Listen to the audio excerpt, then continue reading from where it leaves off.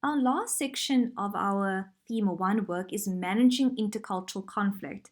The differences they put here is productive versus destructive conflict and competitive versus cooperative conflict. Productive versus destructive conflict looks at the different variations of how people deal with conflicts and how one option could be very productive conflict, the other one being destructive. Firstly, in productive conflict, we look at how the individual of the group try to identify the specific problem.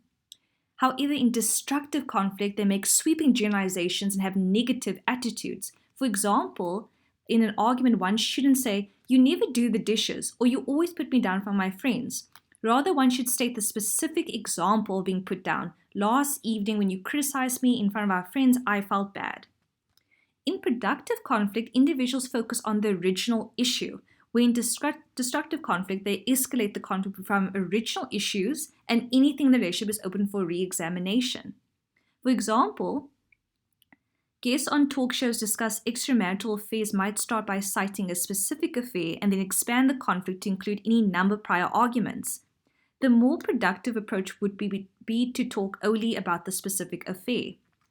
In productive conflict, individuals or groups direct the discussion toward cooperative problem solving. How can we work this out? In destructive conflict, they try to seize power, use threats, coercion, deception. Either you do what I want or... And then in productive conflict, the individuals value leadership that stresses mutual satisfactory outcomes, whereas in destructive conflict, they polarize behind single-minded and militant leadership. In many political conflicts, people seem to have fallen into this trap with leaders unwilling to work towards mutual satisfactory outcomes. So this part of the work is in your textbook on page 239 to 240, and it's pretty straightforward because it's talking about how we need to move towards more productive conflict than destructive. We need to focus on what the issue is, what the specific problem is, work towards problem solving and having satisfactory outcomes. Whereas destructive looks at applying generalizations, you always do this, it's always a pattern, a negative attitude towards the conflict, escalated to other issues, seize power and threats, and have a single-minded reaction to the conflict. The next part is competitive and cooperative conflict here. As you can see, the conflict would spiral in terms of these two. So in this section of competitive conflict, they talk about how it promotes deception and poor communication, whereas cooperative will promote trust, flexibility, and open communication.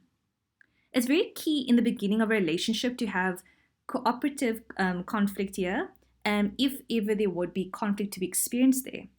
They say in the textbook that exploration needs to be developed in a cooperative atmosphere, meaning that the issue may need to be put on hold. Both parties need to explore other options and delegate the problem to a third party. They also mention that blaming is suspended, so it's possible to come up with new ideas or positions. Our next section is theme 2, which is going to discuss communication for social change. Let's get started.